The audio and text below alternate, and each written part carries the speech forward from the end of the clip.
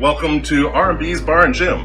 I'm Daddy Rob, and you must be here for Daddy's Sex Talk. There are a lot of myths out there about what gay men are and are not. So we're going to explore a few of them and debunk them along the way.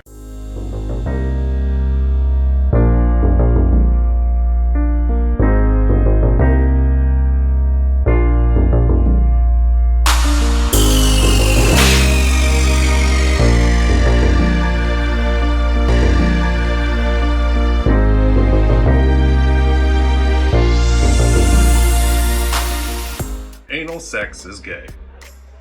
It is not true that anal sex is a gay sex act. There are no gay sex acts.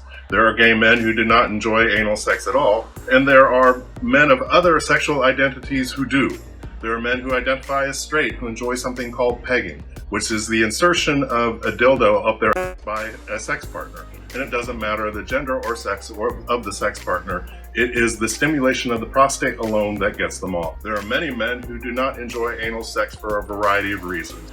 They either have some psychological block that keeps them from relaxing, they have some past injury that just makes it uncomfortable, they may not have an erogenous zone that exists in their prostate. There are many reasons why men don't enjoy anal sex. There's a lot of reasons that they do. The prostate is part of the sexual reproductive system. It helps somebody get an erection and ejaculate. It is the same organ no matter who has it. Whether it's a gay man or a straight man, the prostate works exactly the same. But just because you enjoy anal sex doesn't mean you're gay. Anal sex is not the one thing that every gay man enjoys. There is no sexual act that every gay man does. AIDS is a gay disease. AIDS is not a gay disease. AIDS became associated with gay men in the 80s because it was one of the major populations that HIV/AIDS first showed up in. But every population has now been impacted by HIV/AIDS. There is no moral high ground that prevents you from getting HIV/AIDS. One method to deter HIV/AIDS is to take care of your sexual health.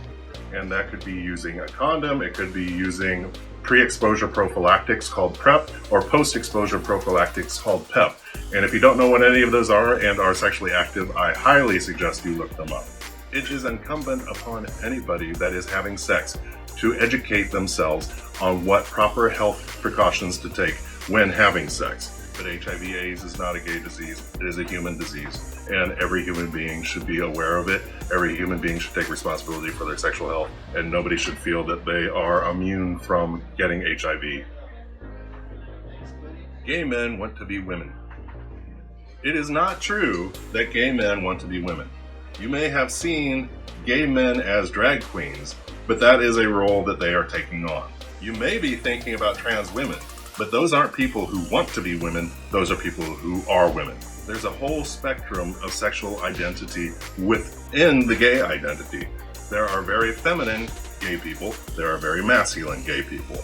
There are hyper-feminine gay people, and a few of them are drag queens. There are hyper-masculine gay men, and a few of them are leather men. And they represent the extremes of sexual identity within the gay identity, and everything in between is equally valid in gay people. There is no one way to be gay. Gay men do not run around stereotypically feminine, and they don't run around stereotypically masculine. They run around as themselves. Gay can be a harmless playground word. Gay is not a harmless playground word. There are many parents who defend their children when they use gay by saying what they mean is stupid, or they don't mean somebody's sexual orientation. It doesn't mean that anymore when children are using it. That's gay. The word gay was very common with kids. It just kind of meant bad. You know, that hat is gay, your car is gay, school's gay. You guys understand what I'm talking about, right? It is used to demean a boy's masculinity. And even if it is not used in that way, it is associating the word with something negative. And it can be just as negatively impactful as calling somebody a fag or a faggot. What it is it's a policing word. It is gatekeeping masculinity. It is putting the power in young boys' hands of saying who's a good boy and who isn't, who's a good man and who isn't. And for children to be making that determination is ludicrous, and for adults to allow it to continue to occur is neglectful. You got no homos in this gang, right?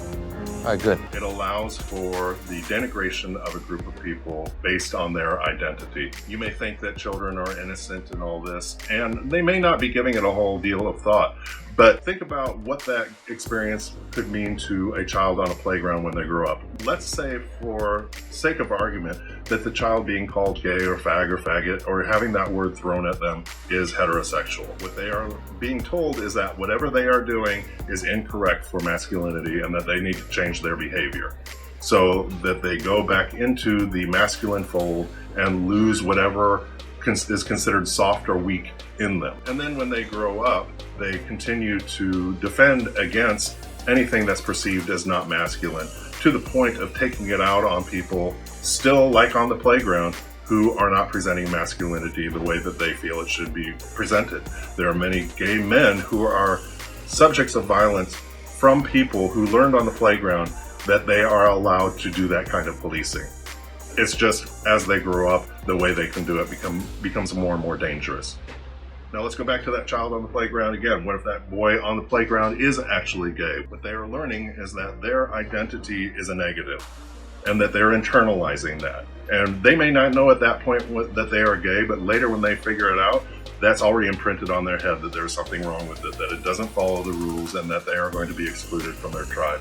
And that's where the damage begins. So gay is not a harmless playground word. It is a word that sits there and festers and grows into something that is very dangerous for somebody when they're an adult, regardless of what their identity is at that time.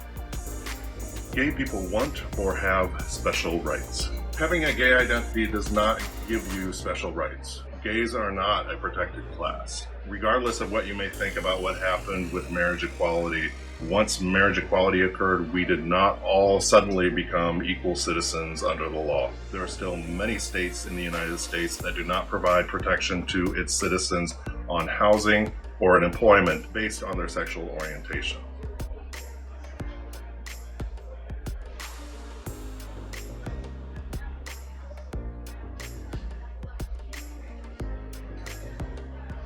This is not only problematic for the individual who has been thrown out of his house or lost his job, it's also problematic for the families that they support. Many gay men have children. Many gay men take care of their aging parents. Many gay men take care of others in their community. And losing their job or home not only impacts them, but everyone they love and care for. Well, thank you for joining me for today's episode of Daddy's Sex Talk. Again, I'm Daddy Rob. If you have any questions or comments about this particular video, please feel free to reach out to me on Twitter at TheDaddyRob, or email me at daddyrob@daddyrob.com.